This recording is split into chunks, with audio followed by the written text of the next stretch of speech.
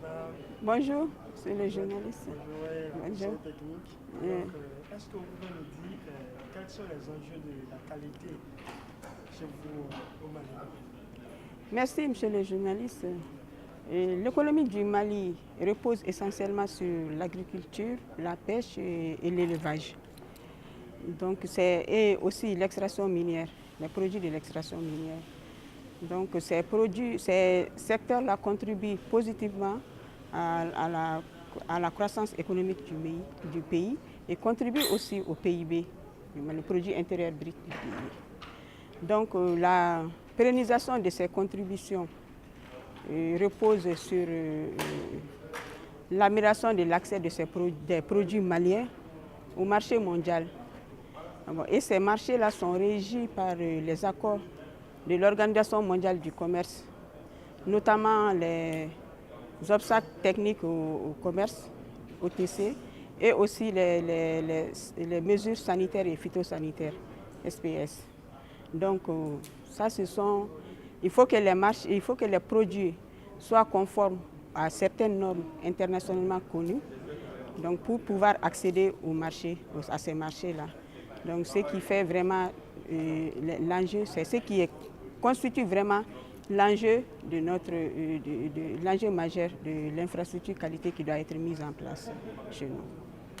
Alors, quels sont, en termes d'avancée, les pas réalisés par le Mali depuis la mise en œuvre du programme Système Qualité de l'Afrique de l'Ouest? À titre de rappel, le programme qualité IOMA, ça a commencé avec le programme qualité IOMA dans les années 2001.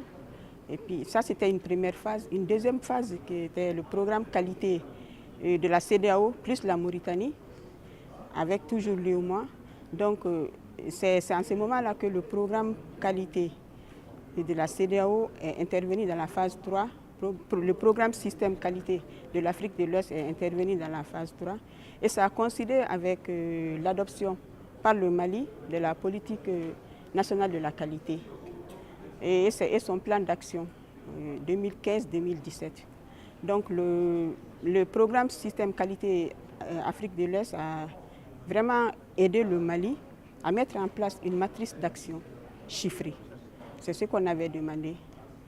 Et aussi, le programme a aidé le Mali dans le renforcement des capacités des acteurs clés du développement de l'infrastructure qualité, surtout les journalistes, les consultants de qualité, et aussi à renforcer l'organisme national de normalisation qui est l'AMANOM, l'Agence malienne de qualité.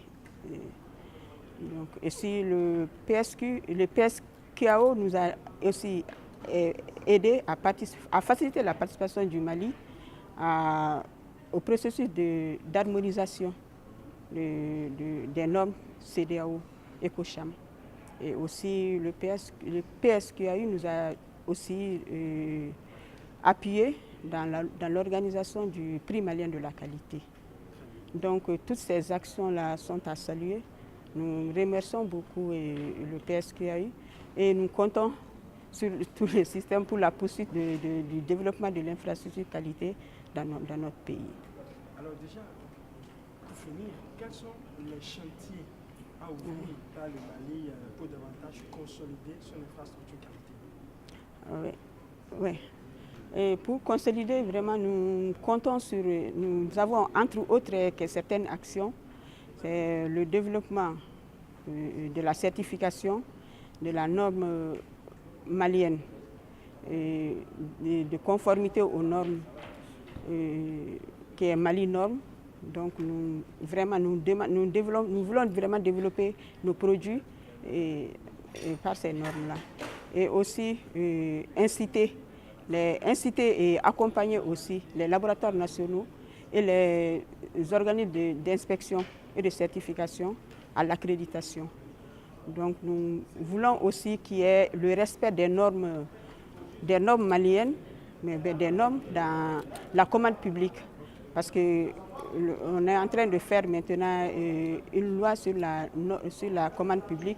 Donc nous voulons qu'il y ait des respects des normes des produits pour ça. Là. Donc toutes les entreprises qui veulent vraiment accéder à cette commande-là, il faut qu'elles aient vraiment des normes qu'elle respecte certaines normes. Et aussi, nous